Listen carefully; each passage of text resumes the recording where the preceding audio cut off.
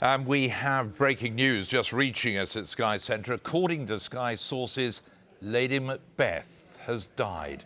There are no further details as to the cause, and we'll bring them to you as soon as we have them. Well, this latest development could be a shattering blow to the King of Scotland, with Macbeth soon to be under attack from forces from the south. Prince Malcolm and Macduff riding north towards Macbeth's castle in Dunsinane. Our defence correspondent Alistair Bunkall, embedded with the invading army, and sent us this report. You join me live, embedded with Macduff and Malcolm's forces. Now, for operational reasons, I can't tell you exactly where we are, but we have crossed over the border into Scotland. That is the breaking news this hour. Malcolm and Macduff's forces are now in Scotland.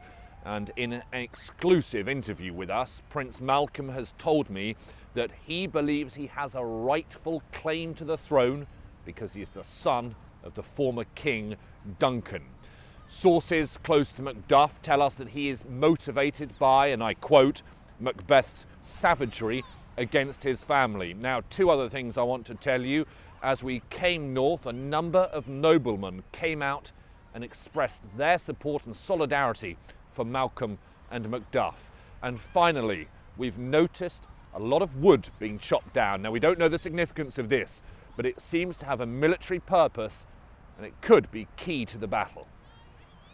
Well, one of the features of Macbeth's reign has been his interest in the supernatural, amid reports that he has consulted witches who are said to have offered him guidance and advice during his rise to power. Critics have argued that the king's over-reliance on the occult is evidence that he is unsuitable as a ruler. To discuss that, we're joined now by witchcraft expert Claire Herriot. Claire, good to see you. Are you able to confirm reports that Macbeth has consulted witches? Well, there's a really close-knit community of witches in Scotland, but I have been able to confirm with my sources that Macbeth has indeed met with some witches on more than one occasion, in fact. But I wasn't there myself, so I'm not entirely sure the full extent of what was discussed. Do you sense that it's the right thing for him to be taking counsel on matters of state from a group of witches? Well, as I say, I mean, we don't know exactly what they were talking about, but I do think it's important not to denigrate any advice that the witches, may or may not have given to Macbeth. I mean, witches are a very wise and far-seeing group. They can tell not only what has happened, but what could happen in future. So what people do with that information really is up to them. I mean, the witches didn't provide Macbeth with a dagger, and they certainly didn't point the handle of it towards his hand.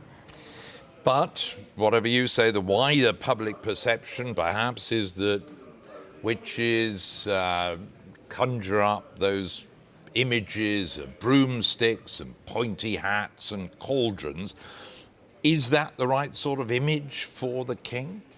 No, that presents a bit of an image problem, I'd say. But really, I think some of those things are really the stuff of fiction. If that happened, then my guess is probably that the witches thought that being grouped round a cauldron with things like eye of newt and toe of frog would certainly hook Macbeth's attention. But that's, as I say, that's really the stuff of fiction, and really only some kind of a hack playwright would really think an image like that could ever possibly represent reality.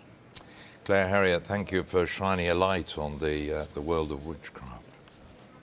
So the key question is what is happening with Macbeth inside his castle.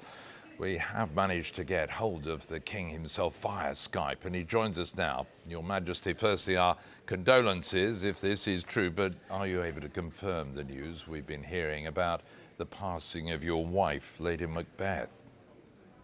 She should have died hereafter. There would have been time for such a word.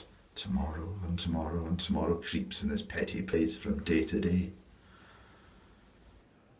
So if you are committed to a battle, why do you believe you will come out on top? I will not be afraid of death and bane till Burnham Forest come to Dunsinane. Well, as I'm sure you're aware, forces are marching on your castle right now from the south. Is war inevitable? Can a diplomatic solution still be reached? Our castle's strength will laugh a siege to scorn. Here, let the famine and the ague eat them up.